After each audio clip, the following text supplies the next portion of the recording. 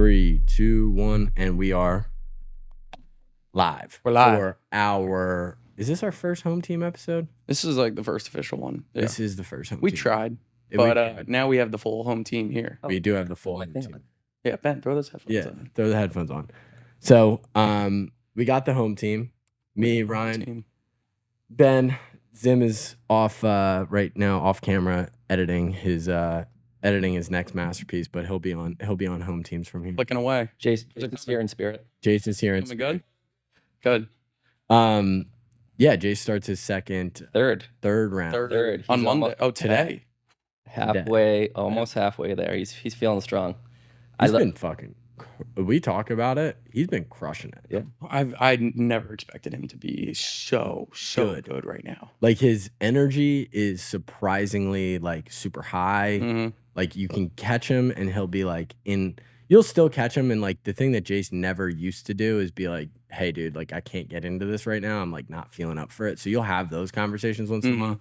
But everything else, like he has been showing Cancer who the fuck is boss, which honestly, I respect him too for that, because I've noticed that too. I'll call him and be like, hey man, like now's not the best time. Super respect to that, because like he's not going to force himself through it, but it's also a good way to just communicate to me like shit's going on, call me back later. Yeah, I like that. And you know, it's pretty straightforward, and I think his messaging, which truly is authentic, that he is taking the approach of being clear and being positive in the process and taking two different directions. And I think that's an incredible lesson for everyone. Is like, listen, you could be the victim to the disease, or you can beat the shit out of it and just be like, he's seeing this as a gift, which is fucking brilliant. And that's the power though. That's the power. And he's beating this. And when he finishes beating this, man, he's supercharged.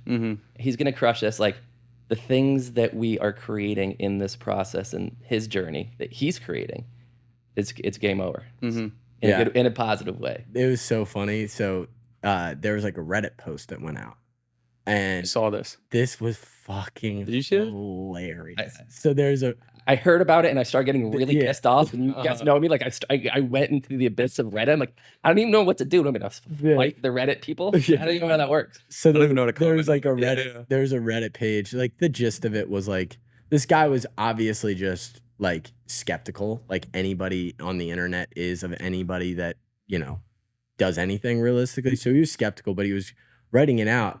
And at some point, one of my favorite lines is he goes, who gets cancer and then thinks of building a social media empire? And I go, this dude has no fucking idea who who Jace is surrounded by. So like, obviously if he understood that he's a part of a social media company, like he's, you know what I mean? He's understands content.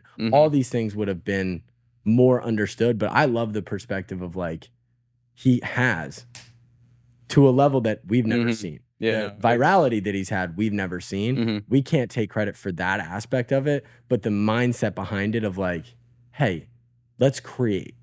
All that's from Ben all the way down. It's like all we care about is creation, authentic creation in all formats. And for this was Jace's opportunity to create in a really meaningful format. And no surprise, it's done super fucking well. For sure. And it's a positive distraction for him. You know, he could be thinking about A or he can be thinking about B, in the empowerment of people and support is keeping him strong. You know, like that's energy right there. That's positive energy.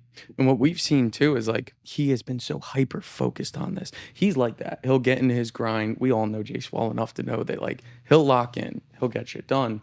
What I've seen is because of social media becoming such a bigger part of his life, he's laser focused on it and he enjoys it. And what he's getting from his audience is incredible. He found a purpose in it. To wake up every day and say, I'm so excited to educate, inspire everyone that follows me and beat cancer. Exactly. Motivate. And motivate people to keep going. Motivate people to stay out of that dark rabbit hole. And it's so funny, like the perspective of right before that social media stuff started, the mindset was completely different. It's way harder to go at something alone, even if you have people around you, you don't feel like, especially, I can't speak for it. I've never had cancer. But speaking from the perspective of like when you get cancer, all you're looking for is people like-minded that have been there before, that understands what you're going through. When he talks to any of us, I told him this when he was on the podcast, is like, I can't talk to you and act like I know where you are right now. I can't. I have no perspective of living that lifestyle. But what he did, and the whole basis behind the social media thing, was the day, it was a Saturday, and he came to me and he's like, dude, I'm feeling lost. I feel low. This is right when the diagnosis happened. I feel lost. I feel low. I need support. And he went out on his personal page and reached out for support, got all this amazing feedback, got the energy necessary when there is a transfer of energy like that. When you call the universe for support and they provide it to you, you feel that energy transfer. And then that was the catalyst of what built everything from then on. I mean, from my personal perspective, I think that is such a brave thing for anyone to do. I couldn't post that. Like, I don't know what it is about social media. And like being in the business, it's interesting because there is this fear on social media that, you know, maybe a video takes off to 1 million views, but now 1 million people have seen everything you did in that video. They judge, and there's good and there's bad. So for Jace to be brave in that situation, post on his main, you know, Instagram account and share that news with everyone, I think was a very intelligent move on his part. Well, let people know in one scoop kind of thing. And I think he found his truth. I mean, people kill this word, you know, his authentic self. Yeah. But I think he did find his groove because he's being himself.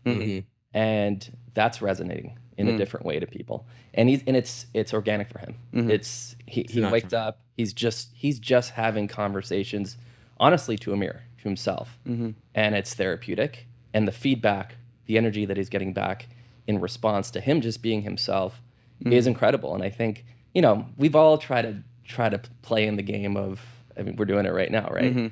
Like there's a level of being real and being true, but like, you know, him actually being in this situation, truly being himself, it's really natural. And him being himself too, the feedback I get from people, it's like, how's Jace been? Like we're close with him enough to, it's like, we're a good source of information. How's Jace? What's going on? And I'm like, watch his Instagram. Like that'll tell you more than anything even we know, that it's so up to date. It's so authentic self. But that's where I'm getting my information from, his day to day. Right. And you brought up, it's funny because when I talked to Jace yesterday morning, I said, Jace, how are you?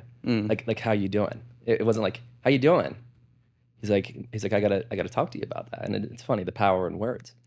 And he's like, you know, he's Uncle Ben, I gotta just say this. Like, how do you think I am? I'm like, did you hear how I worded it? I said, how are you? Like, of course you're fucking feeling like absolute shit. Like, I know you, like, how I'm asking like how you are doing. And he's like, yeah. I said, sorry, man. He's like, I get it. Yeah. I'm like, but it's tricky. It's like, we don't know how to, you know, approaching a brother, approaching a best friend, you don't know, like, it's a hard conversation to have. Like, you want to be there for him, but like, we don't really know what it's like being in his shoes. Yeah. It's hard. I've always been usually the person that brought, like, from our relationship, I'd always call him with stress. So the biggest shift that I made is and this is actually something that I've used in almost all areas of my life. I try to, whatever it is, just break it with like something funny or something. Like, I've actually dug deep in myself and been like, if I was talking to me right now, would I gain energy from this situation or would I be drained of energy from this situation? So an example was I was out on a run, and I want to tell the full story, but something happened and it was super embarrassing. And I had a moment where I was like, is anybody going to find out about this? And I go, you know what? Everyone shits their pants once on a run. Okay, so let's just dive in fully because Ben just took away the punchline. So I'm on a run. I'm preparing for this Quest for the Crest race. The thing about running long distances, everybody talks about like stomach problems when you're running long distances. They put like a mystical word around it, like, oh, you have stomach issues. And I didn't know what that meant. That just means you shit yourself. So I had my first indication of that this weekend. I went on a run. Normally, I don't start off my day with like food before I run because I think that's like kind of asking for it. But I had 2 avocado toasts I had like some mango, which is high in fiber. Runny eggs. Runny egg. Like I had a Fucking rookie. lot. I I have so many questions for you. I know. So we're gonna get there. I ate all this food. I go out on my run, and it's not like you don't feel it. But anyways, I start taking these energy chews about 45 minutes to an hour in. Rookie move. The energy chews had caffeine in them. They had yerba mate in them. Diuretic. And I took them, and I kind of had this moment of like, nah, I'm fine, right? Because my stomach started just, fucking. Was it the bubble guts? Yes. Did it, like the yo-yo? Yeah. The yo-yo belly? Yes. Did it go boom? Exactly. Did it go boom? in your head? Yep. So Sunk deep in the abyss? I had a moment where I was running, and I was like, you start to kind of like have a conversation with yourself. Am I going to? That's the first question. Is this like a real is this a real alarm, or is this a false alarm? And the only way you do that is by like, this is gonna sound super graphic, but you kind of fart, and you're like, all right, it might be a little dicey. A shard or a fart? Exactly. Test Anyways, I got to the point where I go, this is DEFCON 0. This is, and so I'm like running down this road, and I run five steps up the road, 5 steps back down the road, 5 steps, because I don't know You're where to. testing. You're questioning. I didn't know where to go. I had and I was like, either way, if I go out or I go back, I'm too far gone. So then Sweating from the run, you're sweating from this, you're stressed. But what about the shit in the bush move? So that's exactly what happened. I looked across the Were you street. there? I looked But I've across been here once a year since the past 25 years. I looked across the street. By the way, I'm on my college campus. I'm at FGCU on my college campus. And I'm like, kind of like, am I about to have a moment that I'm about to shit on campus? Anyways, I go into this little bush where it's like, basically I'm kind of hidden, but like you can kind of see me. It's just like not like enough. And sure enough, that's all she wrote. And afterwards, I make myself better. What'd you wipe with? I didn't. And Raw? yes. All right. Can I ask a few questions or no? Yeah. How's the AI B-roll going to work this week? Does that come out interesting? Well, I have a lot of experience. Okay. Case can tell you Yeah. a handful of stories. It's been a while. So if I can give you some advice. Yeah. Question 1. Yeah. Net or no net? No, Nat. You went raw dog on a fucking run? No. Net. Tight net? Yeah. Or like Tight loose net. Okay, Tight net. that's- Tight. The lining in my shorts, I had lining on my shorts. But before you ask the next question, what happened was afterwards, I'm an hour in to a 2 hour and 20-minute run. So when this thick net or happens, loose net? very tight net. Tight to the taint? Crusty butt the whole way home type of tight, like that type of Are thing. we hitting a level that's too much? No. No. Shut up, Ryan. Everyone Shits themselves. All right. Everybody does. Tell the world. Nobody Jimmy. wants to have this authentic conversation. No. But I had a moment. I had a real moment. I was like, am I about to call Ryan? Because my girlfriend wasn't home. Nobody was. Am I about to call Ryan and be like, dude, I need you to pick me up because I just shit my pants? So you're gonna call Ryan. You know you have Uber, right? Or Lyft. Those are great services. They're there in 3 minutes. Hey, was there a reason you didn't Uber or Lyft? Like you could have gone I didn't even think about that. incognito. Yeah. I could have. The Uber would have hated you though. That's Play it off. You roll down the windows. You click on the button. Don't talk to me. You know that new thing. Don't talk to me. Is that a thing? You don't need it. It can be awkward silence. It's a random. He's doing his job. The He long picked you up story in of case the you home. short, I ran for another hour and 20 minutes with crusty butt all the way home. And yeah. And I look at it and I'm like, okay, now you can kind of throw anything you want at me in a run. Like, I think that's the worst thing that could possibly happen on a run. Disagree. Hold on. No. That is bad. But there's also different levels of shit your pants. Was it a little ball? Was it hot mud?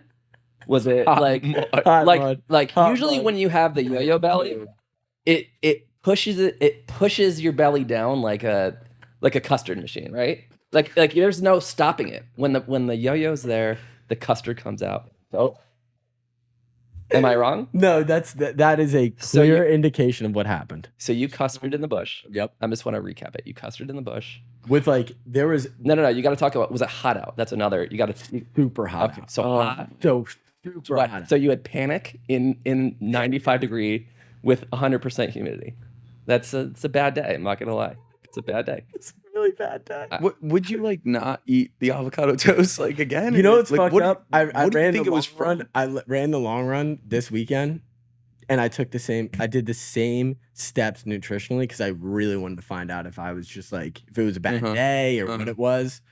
Could have been the night before. I have no idea. Eat But something weird. Yeah. anyways, It's the fiber, bro. You gotta be careful on the fiber. Like, Yeah. especially in the morning when your belly's fresh. The fiber. You know, it starts working. Yep. Your guts go in there. works too well. It's a disaster in bubble guts. You got to give it some time. Yeah. And you ask yourself the first question when you wake up: did I take a shit?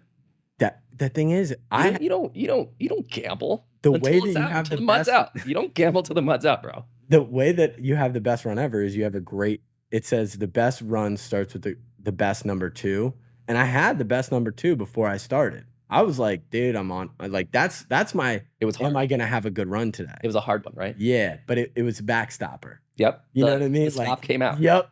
Yep. It opened the cage. cork. The cork was out. Yeah. So then from that on, anyways, I wanted to make sure that was understood. Yeah, sometimes you just got to be How authentic. many miles did you run that day? 13.1, and at You did a half 6 marathon. Yeah, at 6 I shit myself.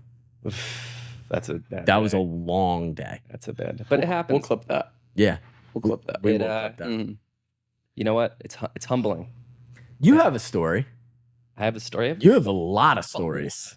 Do these stories relate? Oh, yeah, they Okay. do. All right, I got. Alright. What's your worst one? What's your worst one? You know what? I've embraced my authentic self. Okay. So I think it's funny. Who doesn't love a good shit your pants story? That's what I'm saying. my son shits his this is pants the all the time. best form of comedy there ever was. Shit your pants stories have the best comedic value. They're the most unexpected, and they're just overall They're objectively great. They're hilarious. fun. They're awesome. Who's gonna get mad? You know what? You're an asshole if you don't think you shit your pants story. Want nothing to do with you. You can't embrace it. Oh, it's not refined. Fuck you. Fuck you. Okay, I got a good one. All right. I got it. So you don't feel alone in the.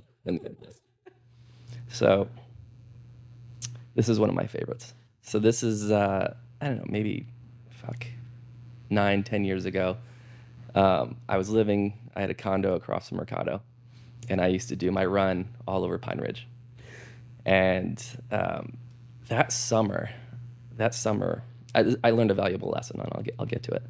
I was on an oyster kick.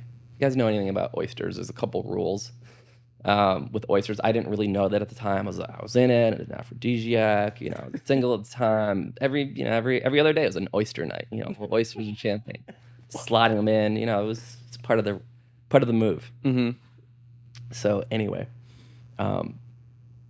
we're at this place, and a friend of mine, they're a bit like, oh, this place isn't bougie enough for oysters. I'm like, it's fine, they're oysters. They took one down. They're like, I don't know, something's wrong. I'm like, it's fine. So I like crushed like 9 oysters, just showing him like it's fine. Bad move, never do that. If it's questionable, you keep going and you call it a loss. So I was fine, you know, go home, have a little food. You know, 11:30, the belly comes out, the yo-yo comes out. The sound in your head that goes, your stomach goes, boom, like in a cartoon. And you're like, I'm fucked. So literally, I was shitting myself for a day. Like I could not leave the house. Like oyster, shit yourself. It was the type of shit that, like, you know, where you have like, at least you had a good 25 to a minute to like make a judgment call. This is like 2 seconds for a judgment call. So, You can't leave the house. You're completely unproductive. oh, you're nothing. You're done for There the was day. I went outside once, shit my pants. Like no moves. So I literally 24 hours of just literally shitting myself. So I was like, I had to be within 5 seconds of a toilet. So anyway, all right. So I think it's out of my system. Wake up the next day. You know, I'm dehydrated. I'm drinking tons of water. I'm like, all right, it's finally out of my system. So actually, this is about 48 hours. So the first time I thought it was out, I go out. I'm like, I'm going to do yoga, like a really gentle yoga. Just stretch it out. I'm going to be okay. Close to a toilet in case I got to get out. So It's planned. yeah, it's all planned. So I'm in there. This is actually really funny. Dating this girl at the time, Jessie. And so I'm in there, and I'm like, oh fuck, bubble. Like it was like a little bubble gut. It was a little noise. It was. Yeah. It was like a little. It was like a burp. I was like, Yeah. all right, like, I gotta get up and go. Like like a short burp. It's like a. All right, at least I have like 15, 20 seconds. Ran out. I sharted a little bit. All right, cleaned myself out. Call it a day. I'm like, all right, well, clearly I need to be home again. So I'm like, let's get some soup. Like I need food in my stuff.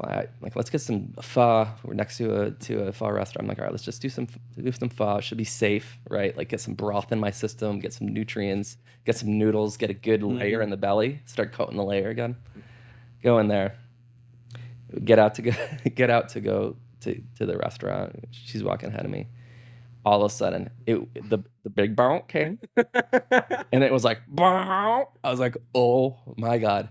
And everyone knows me in this restaurant. I have to duck like the robot duck walk. You guys know the robot full clinch. Full clench. Thank God I have a net, and I do the robot duck walk right to the toilet. Full bounce comes out like the custard comes out of my cheeks, and it's just like it's like full volcano. I'm in the bathroom. I'm in full panic mode. I'm like, oh my god, shit my pants. Like destroyed the bathroom. This is a true story. I scrub out my net. I'm like, I have no idea, or else I'd be naked. It was a rookie move. I didn't have a bag with me. Like you always carry a bag. And shit myself. Okay, clean my ass. Like a mess. There's an emergency door out the back, so I run out the back. I run to my car. Complete like full new wardrobe. I'm in there for like 35 minutes, by the way. I run out, come to the front with like a flannel tied around my front, like full sweatshirt on. It's like 95 degrees out. She's like, "Where have you been for 3 hours?" I'm like, "Oh, I'm fine. Like, let's just go. We don't stunk." I'm like, "We just gotta get home." Get home. Okay, so give myself 24 hours. I'm like, all right, let's heal. Got some noodles in my belly. I'm like, all right, I feel good. I'm like, no emergencies within a good 16 hours. I think I'm okay. Okay, I'm like, you know what? I'm gonna go for a run. Worst comes to, I know worst comes to worst. You just jump in a bush. You good? So I get out. I stretch. Sun's nice. It was a cool day. It wasn't too humid. It wasn't too hot. I shit you not, no pun intended. I get about 25 feet. All of a sudden, boom. But it was the kind like robot, like the robot. Boom. Yeah. I have no moves. I'm like fully erect in the middle of the street. I have no moves because any like angle, like it's just no movement. So I'm like, all right, I'm going to try to jump in a bush, pull my pants down, and just shit myself. And just one move. So I hop, pants down, land in a thorn bush. I'm gushing blood, just shit all of myself. It was done. So like literally the walk of shame, shit all over myself, bloody, and yeah. So that's all I got. He's got you beat. Yeah, he's got me. I'll give you those two. So you don't have to feel alone. And anyone who doesn't want to admit, we've all shit our pants. We've all been there. If we have, I know we have some viewers that actually tune in to every single episode. So if you are one of those viewers, I want to say, this is Piece of Grit Podcast. It's a shit. And if you're a new viewer, if this just so happens to be your first episode you've ever watched, congratulations. You picked the best episode possible. You made it through both of those stories. You made it through both of them. Two shitty stories. You are truly committed to this brand. So, and we're just getting started. What do you put on the oysters? Because like I hate oysters, but don't everybody put like lemon, lime, sriracha, lemon? You gotta have a little hot salt, sauce. pepper. You gotta mix it up. Put it all on. those oysters are like, something about them always seem like alien food for me. Like I never got into them. Like I was always just like, It just seemed like a lot of work for a little bit of nothing. yeah. It comes in time. Is it bougie? Is it a bougie thing? It's a ritual thing. Yes. Honestly, like, do I really love the taste of it? It's more like it's like rolling a joint, right? Like it just feels good. That's exactly. Like, again, you're all about them. You're out and about when we're all have relationships now. And you're like, I'm not gonna go spend $45 on oysters. 100%. My wife actually loves oysters. She loves the taste. I'm like, but Joe's Crab Shack. If she wants oysters, Joe's. I mean, you got to be questionable, especially with like where the oyster's coming from. I mean, there's a whole process too. They're good. It's not that, but like, do you really enjoy the taste of oysters? It's definitely like a pretty loogie. cool. It's like a loogie. I'm like, it's like taking down a loogie, hot sauce. I like hot sauce, but like, yeah, it's you got the whole setup. Oh, look at me, I got oysters. I got a little champagne. It's a move. It's a way of showing. Like I agree with the ritual aspect of it. It's like a sense of like we're doing this. Doing this. We're doing. You're this. We're having a day. It's Yep. celebratory. Yep. It's ritualistic for sure. Is it an aphrodisiac? I don't know. It's a gamble. What is an aphrodisiac? An aphrodisiac means it just makes you horny. Interesting. You didn't know that? No. Wow. Interesting. Aphrodisiac. You know how I learned that word? It was from a Will Ferrell movie. It was God, I can't think of the name. Do you know what I'm talking about? The Will Ferrell movie. He's in the red robe and he's talking about how and his face his face gets all swollen. yes, Yeah. I can't think of it. Yeah. We'll circle back to it. But Anchorman? no, No, I know what you're talking about.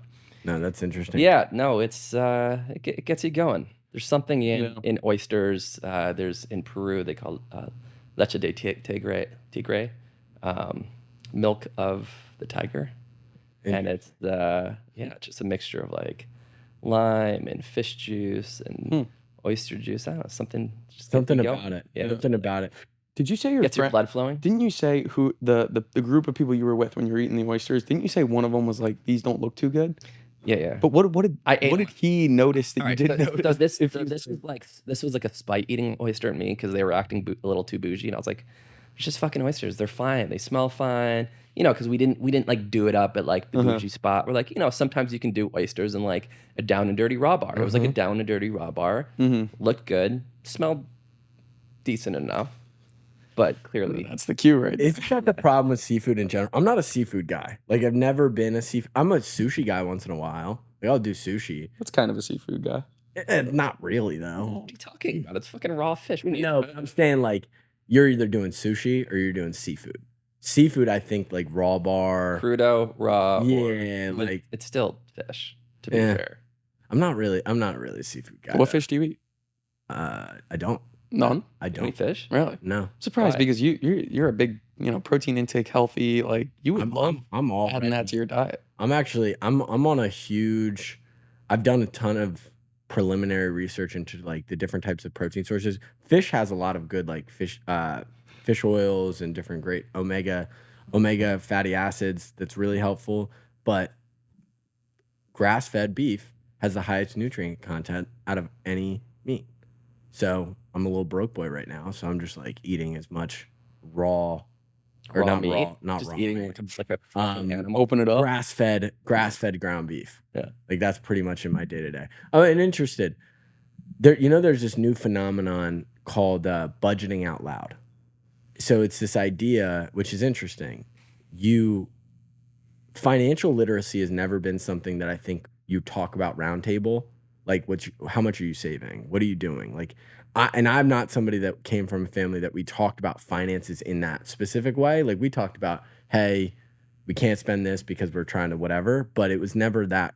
It was never like a, hey, we're budgeting. This is why. This is what we're building an emergency fund. All these types of things. When you were younger, before you got your first like bag, where you get like kind of like all of a sudden your income goes up. Like, how did you manage that period? Were you kind of like figure it out and then once the money comes, or when did you kind of learn financial literacy? I don't know. I mean, this is a pretty deep conversation. I think a lot of because there is a relationship with money and trauma around it. Just from I would say, the Holocaust. My Interesting. family who lost everything. So that conversation around just everything felt scarce, even if it wasn't. Like basically the mindset, you never know if you're going to lose it type mentality. Huh. So I don't know. It was always the mindset of just like live under your budget, live within your means. Don't spend unless you have to. Save, save, save. And on one hand, it was a good thing because I learned to budget money at a relatively good young age. On the other end, like I have this like thing in the back of my head like it can be gone tomorrow, and it's all psychological. Yeah. So like sometimes I'm miss the enjoyment of spending it. I mean, I shared this with you. Like I never would really spend money. I was just like, when I started making some decent money, I was still smart. Everything was an investment. I didn't really buy myself too much. I always felt like I got to build, I got to save, I got to reinvest. And as long as I felt that I was living comfortably, I didn't really need anything else. Where did you learn that from at that age? Was it from your family or was it from Again, it was just others? that it was. It's It ingrained. was my family. It was grained, and I don't think it's necessarily a good thing because Is that in the Jewish community? Is that like ingrained in not conversations, but like that's just ingrained in most Jewish people that you'll meet? I I think again a lot of it comes from generational trauma of like your family losing everything, and having to start over, and like my grandparents or my great grandparents had to basically come here, start over from nothing, leaving their investments, their businesses, their real estate, and having to come in the United States and start over. And then my parents were taught, that mindset of you got to save, you never know, and You never know. scarcity. But at some point, you just gotta fucking enjoy yourself. Like I have conversations with my parents sometimes. Like, what are you holding on to? You're gonna you can't take it with you. Yeah. And I appreciate. Oh well, it's for you, kid. Well, you still gotta enjoy yourself to some degree. How much you really fucking need? I've met people that are like millionaires, like on paper, and they still shop at the Dollar Tree. Something I can't. Here's the thing I'm not going to do. I'm not going to be like here on the mountain throwing stones at somebody on how they spend their money up there. That's why I was interested in your perspective of it, because you're somebody that has made money. Question, if you're comfortable answering, if not, totally get it. What was the number that you were like, I'm good in an account? I was never chasing money. But I'm not good from I got it. Right. From a safety, security. More hey, like an in your 20s number. Like, no. I like generally, like, is there ever a moment that you're like, oh, you're thinking bigger. Here's the problem. When I went into business, it was never like, how much can I make? It was always, I want to do something that I enjoy, and I know the money's going to come. I wasn't chasing my tail around for the money. Were you motivated by lifestyle from an entrepreneurial perspective? Because you hear most entrepreneurs are in it for the financial gain aspect of it. What were you? Lifestyle. It depends. Things shift when you have a family, right? Like when it's just yourself. My mindset was like, listen, I'm sellable. I'm a smart guy. I know how to build businesses. Like, if this doesn't work, I can always build something else.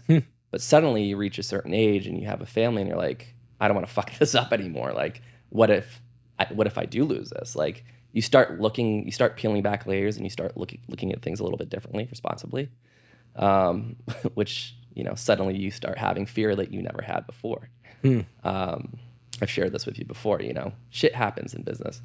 I was riding a hockey stick for years, and until things shifted, and you got to adapt and you got to maneuver. And I don't want to say I missed the boat, because what does that even mean? Maybe there was the perfect timing for me to sell my business. I may have missed that, but it's okay. Still sellable. But the point is, you realize, so in your head going into it, like, yes, what was going on in the industry, I knew at a certain point what I could fetch for that business. Things shifted. The market shifted. The value of a company, companies shifted on multiples. So that's an interesting. I don't want to interrupt you there, but I want to dive into that actual conversation, because we were having a conversation about, obviously, your partner in our business, and one of the things that you came to us from the jump and was like, what's the exit strategy? Put an exit plan around that. I had a conversation with Morgan, who's our mutual friend, talking to her. She is so, for somebody that sold their company for $200 million, she is so anti-sale. Right. She is in this mindset of like, go build yourself a $10 million top line, profitable, $3 million EBITDA lifestyle company, sexy, right? And fucking do it. So, what was the language that I said to you? I said, do you want to create a lifestyle business, or do you want to create an exit? Because there's two different strategies on how you want to that's do it. interesting. And for me, I have no experience. I haven't sold the company. We're building a company as we speak. But the interesting part of it was, why are people I feel like people are optimizing for exits. They build something, maybe I'm wrong, but they build something in like a form of greed where they try to build it as fast as possible, as high as possible. And then once they sell that thing, they do not give a lying fuck. Well, about what let's touch on that. Yeah. 20 years ago, to be an entrepreneur was like, I don't want to get a job, right? I don't want to say it was looked down upon, but you know, when I was in school, go to college, get a good degree, get a good job, make good money, have a family. Like that's been the playbook for how many fucking years? Get in line, that's your role. Yep. If you want to start any kind of business out of that throughout that process, you know, 20 plus years ago, I was like, oh, so you don't want to get a job. You know, now everybody has the mindset that they could be an entrepreneur, but it's like you're saying, like, I want to build a business without earning my stripes. Because what we see on social media is fucking smoke and mirror. Let's be honest. Oh, So, I had this it's all smoke and mirror, man. You know, talk to real entrepreneurs. They're humble. They're they've quiet. been kicked in the teeth. They've been kicked in the teeth. They've, you know, broken a few ribs, broken a few teeth. That's entrepreneurship, in my opinion. It's hard work. It's not fun.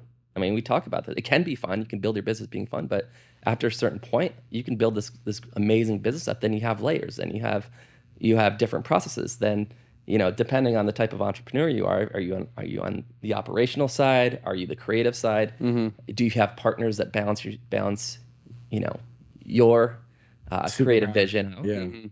Yeah. It's tricky. Yeah. But one of the biggest things that I heard recently, I'm listening to this new podcast called Founders, and it's this guy who goes through every biography, every written piece about any successful founder that you could think of. Jeff Bezos, Steve Jobs, Bill Gates, all these different guys. And what he was talking about, he goes, the thing that I think people don't recognize is that they build companies that they hate.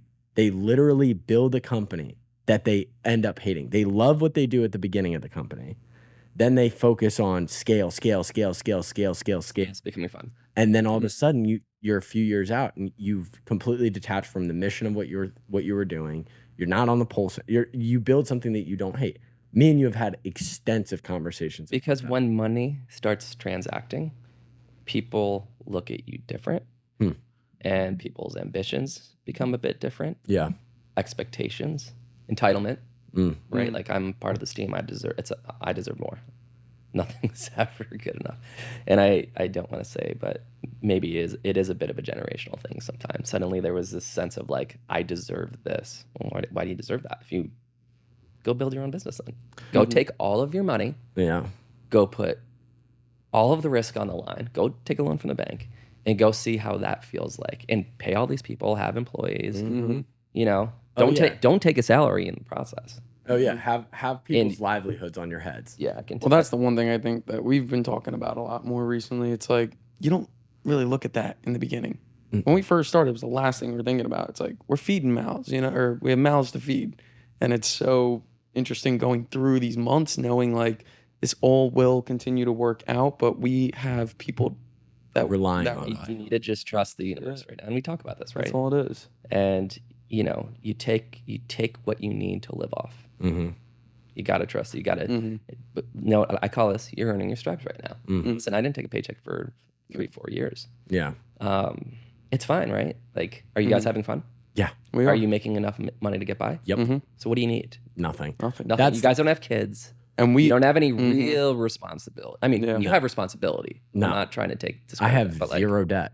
I have no mortgage. I have no car payment. I have nothing. And if I didn't have those things, this would have been a much harder lifestyle to start in the beginning. Like, I'm grateful that my mom gave me the ability to have a foundation because I could not make the same decisions. I could not take the same risk if I didn't have the same level of, like, I don't have risk. I have a car that'll get me from point A to point B. It's a shit car, but it gets me from point A to point B. I have a house that I live in.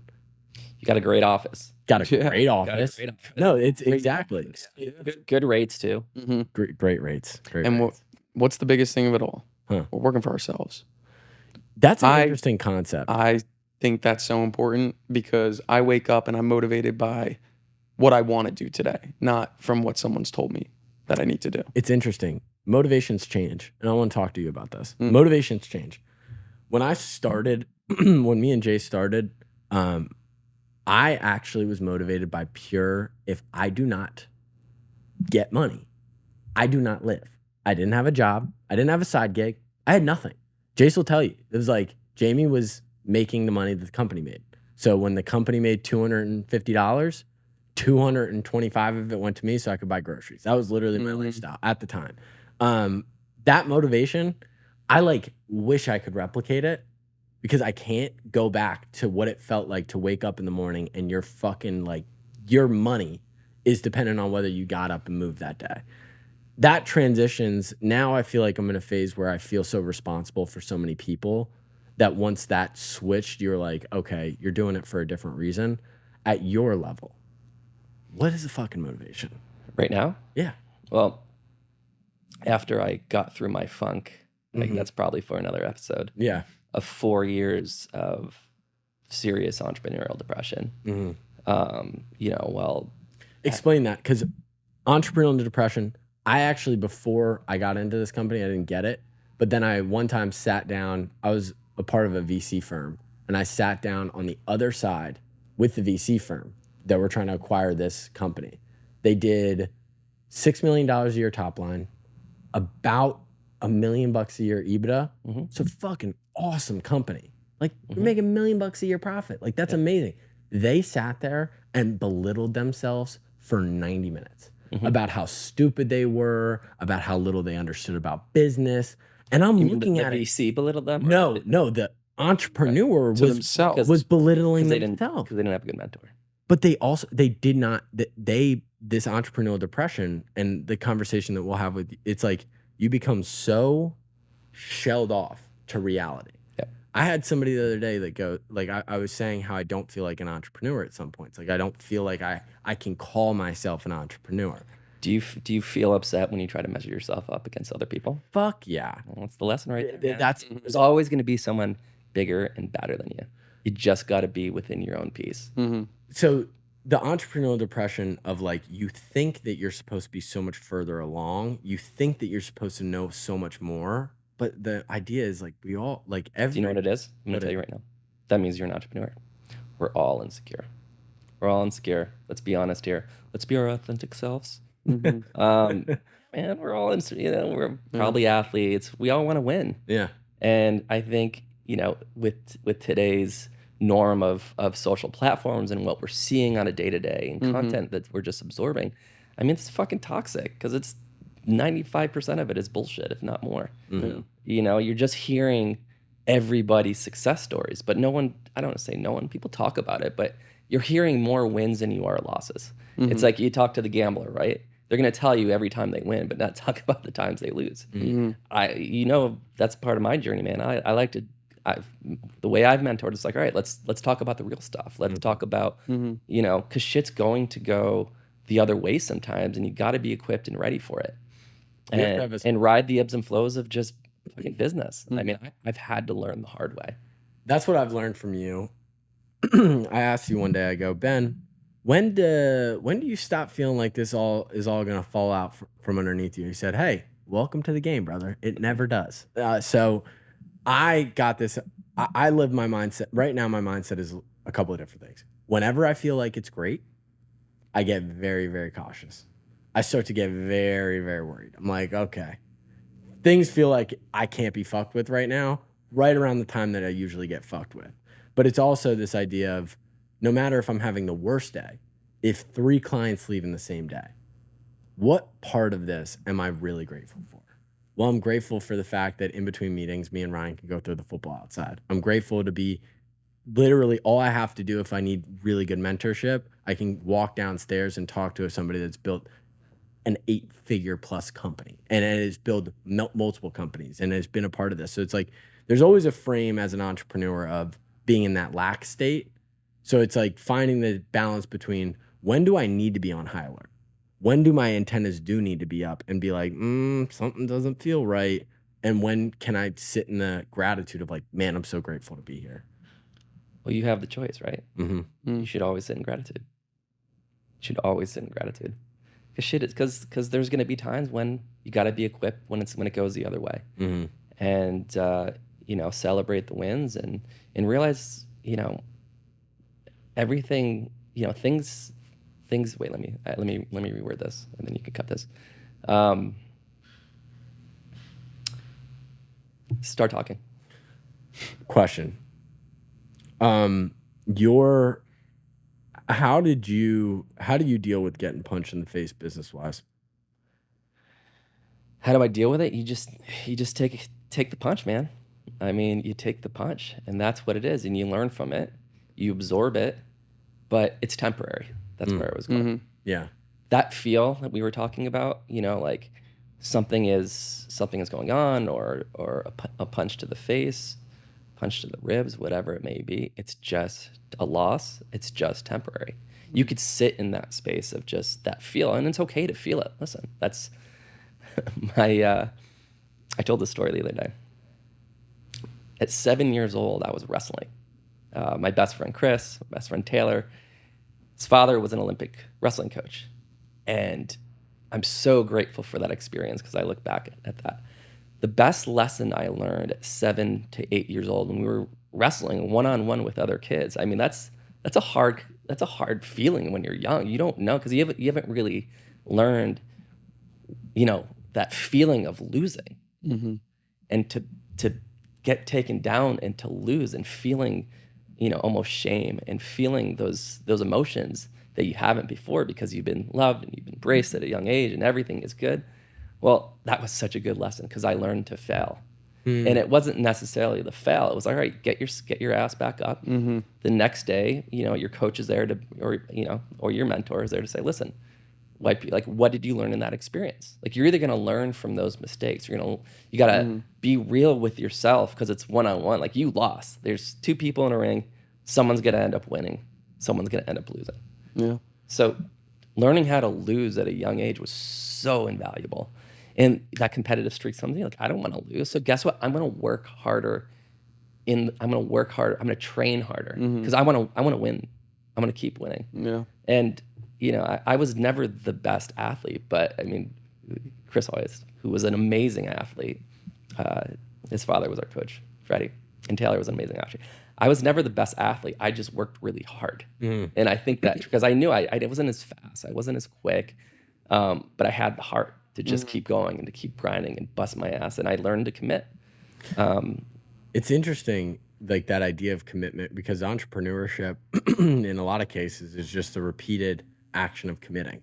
Like I wrote my journal on Saturday. I woke up in the morning and I was dreaming of starting a new company, right? I'm having this dream and I'm like, this idea that I have, it's so good because it's going to be so much easier because I'm going to do this instead of this. And I was having this, and instead of going with it, which younger entrepreneurs will do, they'll like do all the research. They'll even do the LLC. They'll feel this emotion and they'll go through with the actual doing of the building of the company, which is just stupid. I sat there and I go, what am I feeling? Why do I feel this way? Do I think that if I go to another company and start a new company, that all my problems are just going to magically go away? Fuck no. The true success, at least what mentors have told me, just don't quit. Because truthfully, look at the most successful people. They just did the same thing for years and years and years and years. And then eventually they won.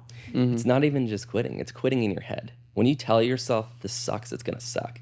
If you tell yourself it's just a stepping stone in the journey and it's just a temporary feeling, kind of going back to that, like, what about it? When I feel that way, what do I do? It's just temporary, man. Like, breathe through it. I'm in yoga today. It's like part of yoga, and we talk meditation. Like, how do I shut my mind off for an hour? And as an entrepreneur with ADHD, right?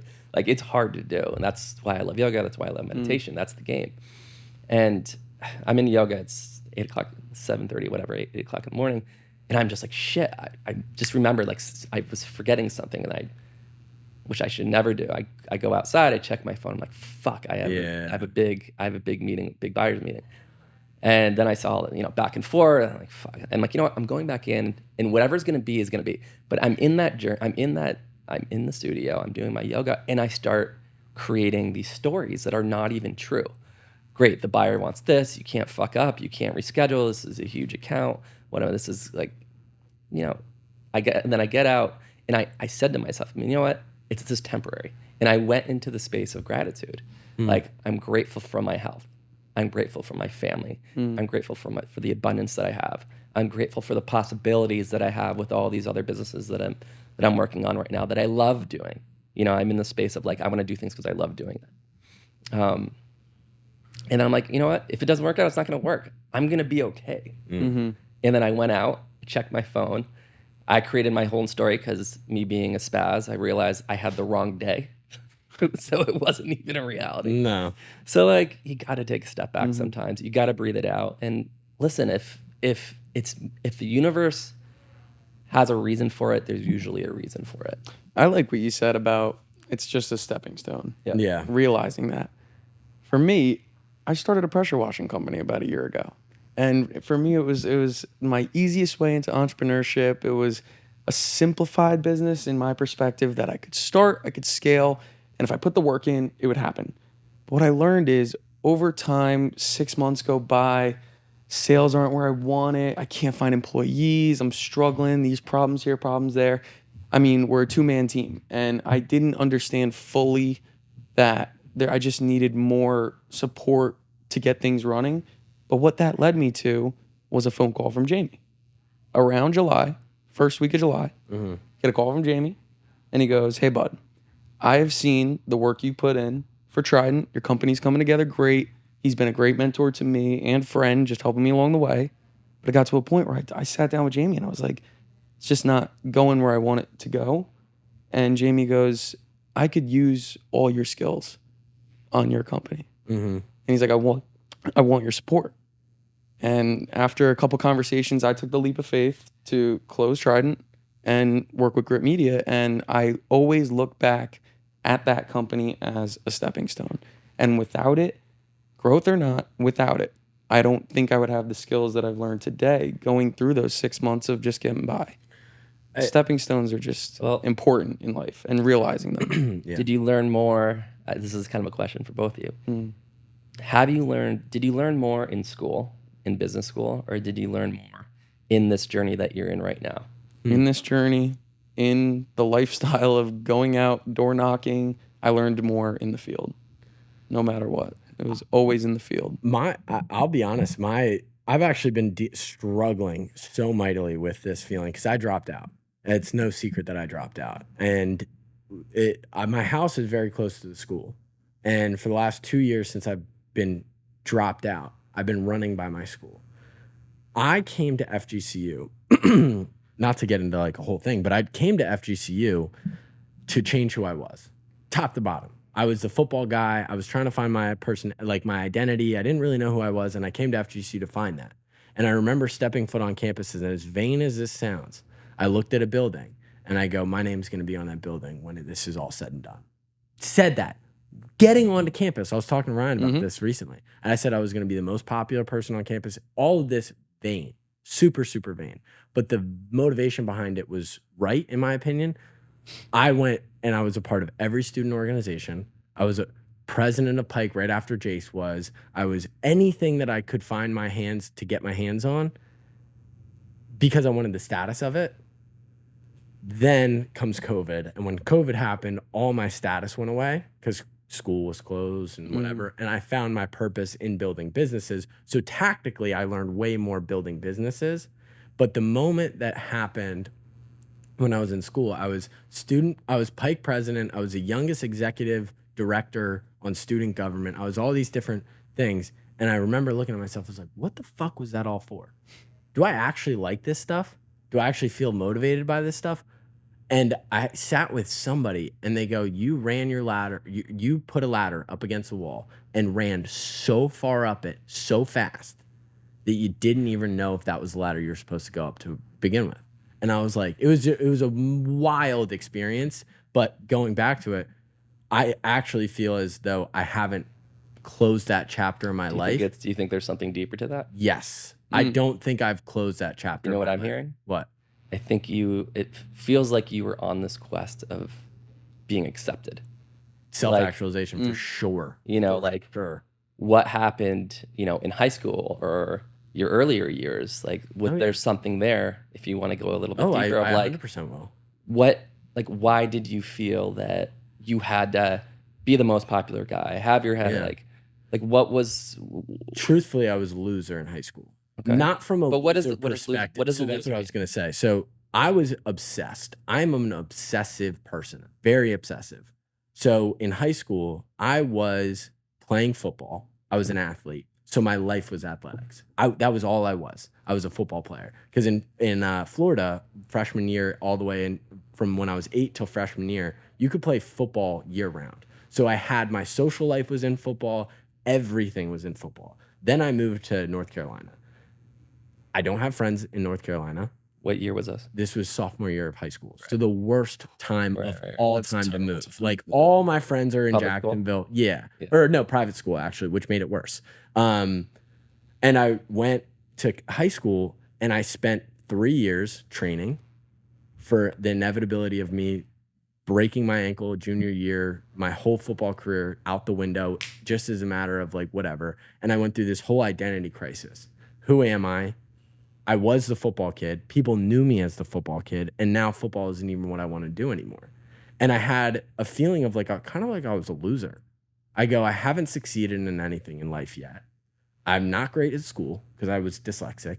So I just felt this constant feeling of I was kind of a loser. So when I set out to FGCU, I told myself I would never feel that way again. I didn't care what it was. I didn't give a fuck. I said, I will never. Number one, I will never leave a place and not feel like I left my. But why did you feel like you were a loser? Like what was planted in your head at what point to make you feel like being able to play football was going to make you a loser, as opposed to being like, all right, well, it's a sport. I'm 5'5" and I'm not going to play professional football. Like, did you think you were going to play pro ball? Yeah. Oh, I was So you were super delusional. ignorant. So Yeah. you were just delusional. Yeah. I think delusional. also your life was probably way like your It was all your I life did. was football. It was all I did. You I broke actually your had leg, like your life ended from that. I had a high school buddy who goes, dude, I love you. I can't talk to you. So you had Rudy complex. Yeah, like it was all I thought about. It was all I did. It was from the time that I was 10 years old. I was like, I'm gonna be an NFL player. Right. And it wasn't until the obsession went from freshman year. Okay, I wanna play. I still want to be an NFL player. Sophomore year was the year that I go, I can't play in the NFL. I'm gonna be too small. But then it was the obsession around now. I just got to get to fucking college and play ball. Did you like start in high school? Like were you a good player? Like my freshman year I was good. My sophomore year I was good, and then me and Ryan actually had this really deep conversation. I choked. I was somebody that choked. So I would put in the work. I was coach's favorite because I put in the extra laps, the extra reps. So you're the ass kicker. Yeah, literally. He's the Watched the extra film, Boy, did got work everything to do. around that world, and then when I'll never forget my freshman year or I was a junior right before I broke my ankle.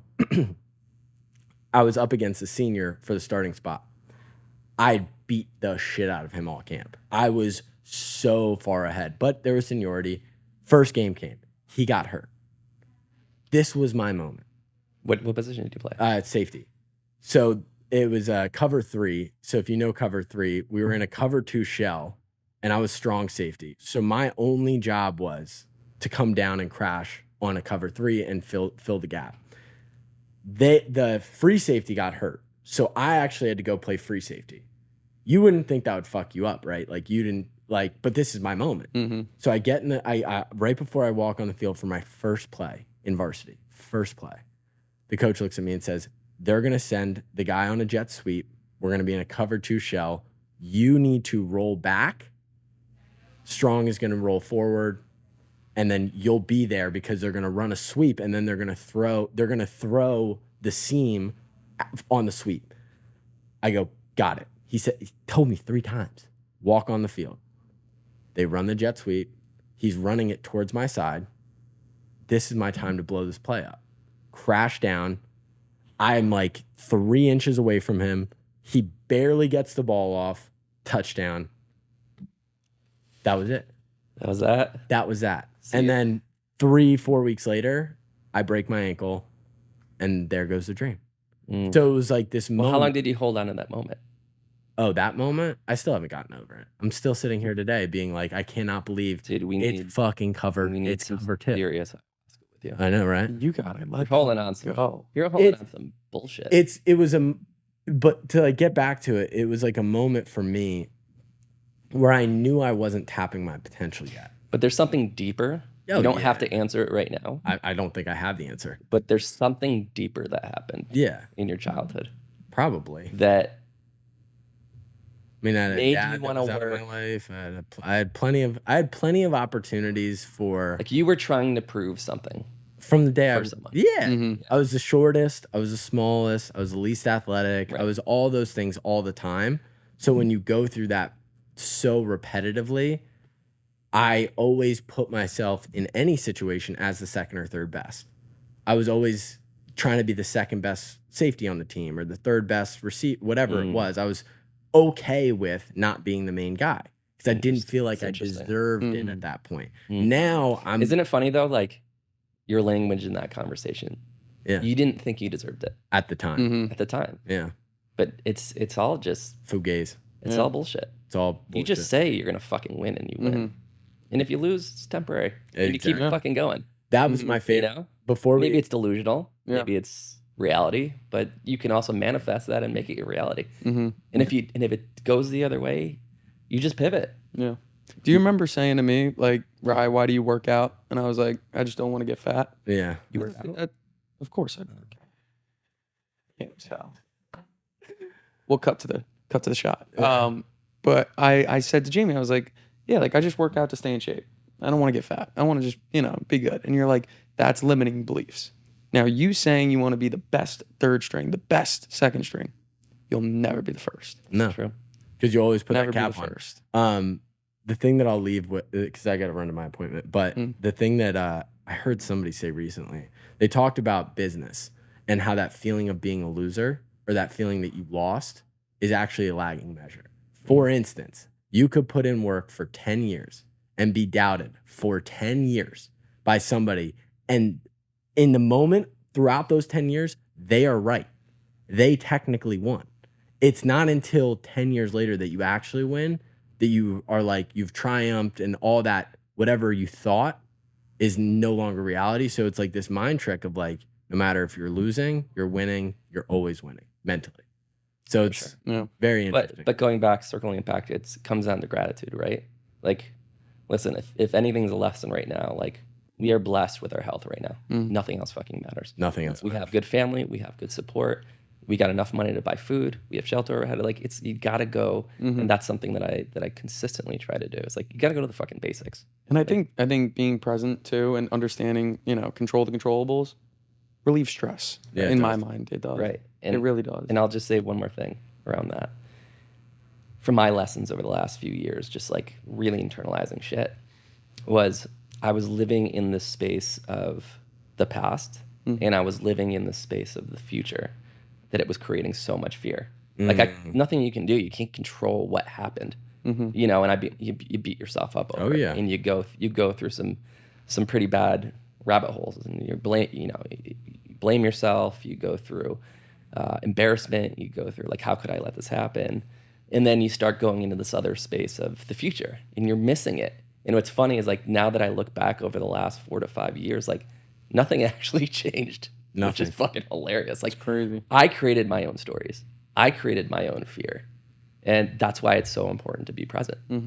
Because you're present, you're being grateful for what you can control. You can only control what you can control. And the things that you can't control, you're just creating fear from it because you can't control it. Because it's really easy to hop onto that into that rabbit hole of like fear. Oh, yeah. And it's, we're all human. We go through it. So And that's we've never had more information to be afraid of. Of course. And that's why, I'm grateful for you guys. Like, this is fun. Yeah. It is fun. And I'm able to show up in a way of like, as like an older brother. Like, listen, guys, I've fucking been through this shit. Yeah. And, I love when you guys come down and like, hey, I'm feeling this way. Of course, you're human. And it's okay to actually just like pat yourself on the back, say it's okay, I'm okay, and move on. But you got to have that support. You got to, be able to ask for help when you need it. If you're feeling shitty, and having good support around you of people that you trust that are gonna pull you out. And listen, all these feelings are just temporary. That's all it is. That's all it is. Well, Close us out. thank you for watching another episode of the Piece of Grit podcast. If you like this episode, be sure to comment, like, subscribe. We will be doing a home team episode as long as Ben is in town every single week. This is way more, I guess this is way more real life. So if you want more real life perspective of, hey, I shit my pants stories, that's what you're going to get from home team episodes from here on out. Thank you guys so much. Even if it's just 2 of you, if you guys are watching this shit, it means the world to me. And I'll see you guys on the next one. Cheers. Cheers.